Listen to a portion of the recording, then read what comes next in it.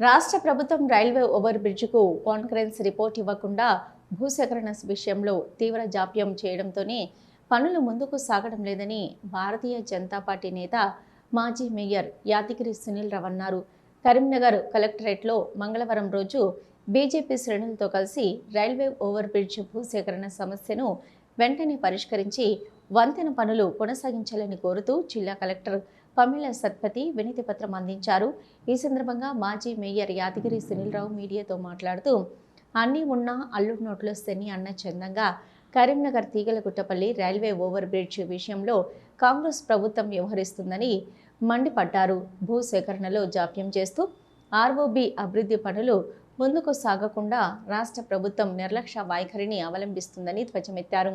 కేంద్ర హోంశాఖ సహాయ మంత్రి బండి సంజయ్ కుమార్ ప్రత్యేక చొరవ తీసుకొని కేంద్ర ప్రభుత్వం ద్వారా సేతుబంధన ప్రాజెక్టులో Teegalaguttapalli railway over bridge sanction చేయించి 154 కోట్ల రూపాయల నిధులు విడుదల చేసి గతంలోని పనులను ప్రారంభం చేయించారని అన్నారు.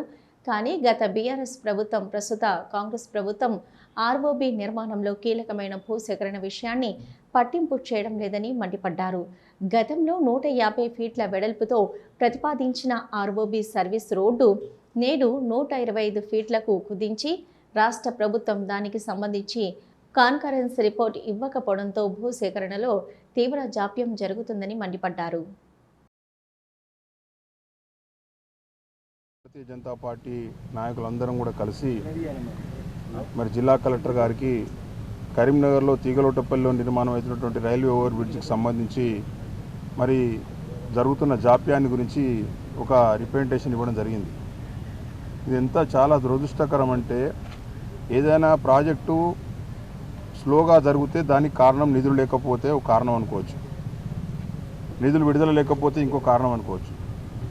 మరి ఈ ప్రాజెక్టు పరిస్థితి గతంలోనే కేంద్ర ఎంపీగా ఉన్నప్పుడు కేంద్ర మంత్రి బండి సంజయ్ కుమార్ గారు సేతుబంధన్ ప్రాజెక్టు కింద 2023లో మరి దాదాపుగా కేంద్ర ప్రభుత్వం పూర్తి గ్రాంట్ రూపేణా 154 కోట్ల రూపాయలు రైల్వే బ్రిడ్జ్ కోసం మరి విడుదల చేయించి 2023 జూలైలో మరి పనులకు శంకుస్థాపన చేస్తే ఇప్పటి వరకు కూడా రాష్ట్ర ప్రభుత్వం యొక్క నిర్లక్ష్య వైఖరితోటి పనులనేటి కొనసాగడం లేదు.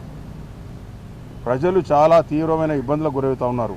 ముఖ్యంగా తీగలగుట్టపల్లికి సంబంధించిన ప్రజలు కావచ్చు, అటువైపు చొప్పదండి వైపు వెళ్ళే ప్రజలు కావచ్చు, కరీంనగర్ నుంచి అటువైపు వెళ్ళి వచ్చే ప్రజలు కావచ్చు, ఉద్యోగాల విషయంలో కావచ్చు, వ్యాపార విషయంలో కావచ్చు, రైల్వే స్టేషన్కి పోయే వాళ్ళు కావచ్చు, చాలా ఇబ్బందులకు గురవుతూ ఉన్నారు.